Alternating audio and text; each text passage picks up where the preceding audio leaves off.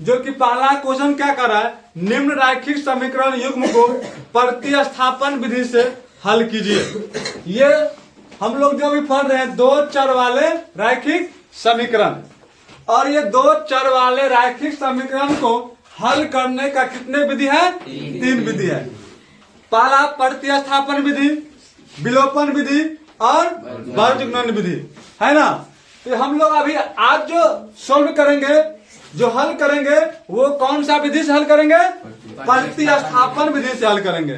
तो प्रतिस्थापन विधि का अर्थ होता है किसी एक समीकरण को लेंगे पहले और उसका स्थान को बदलेंगे।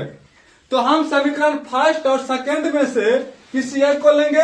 यहाँ पर सबसे पहले लिखो हल।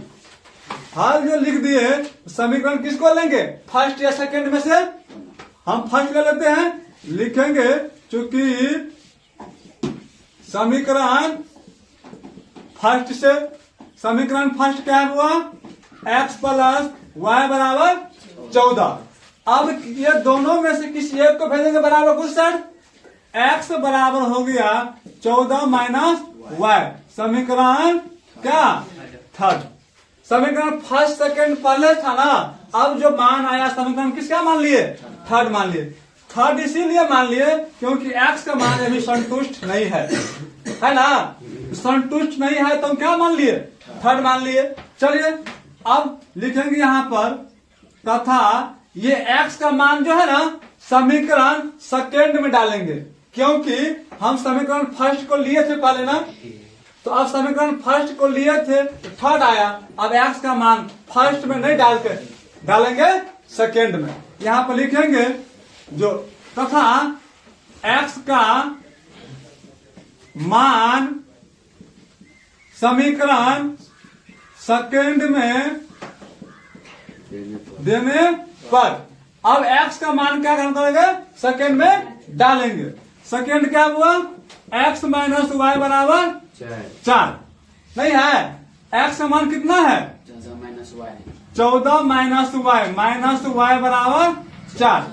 अब देख लीजिए ये 14 को भेजो उस साइड, तो हम देखेंगे माइनस वाई बराबर 4 माइनस 14। अब देखो माइनस माइनस क्या होता है, जुट जाएगा लेकिन चिन्ह रहेगा माइनस का।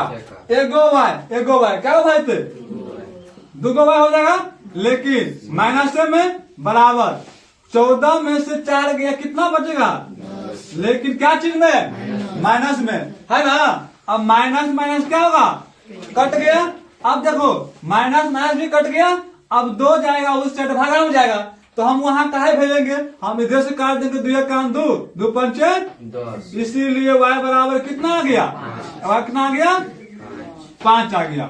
अब देखो y का मान जब आ गया, लेकिन हमें y का मान से कुछ होगा, लेकिन दोनों मान निकालना है ना, तो y का मान जो आ गया, अब y का मान समीकरण थर्ड में डालेंगे और x का मान प्राप्त करेंगे। यहाँ पर लिखेंगे अब y का मान समीकरण थर्ड में देने पर, थर्ड क्या हुआ, x बराबर 14 माइनस वाई, x बराबर 14 माइनस क्या होगा 5, x बराबर कितना आ गया, x बराबर कितना आ गया, 9 आ गया।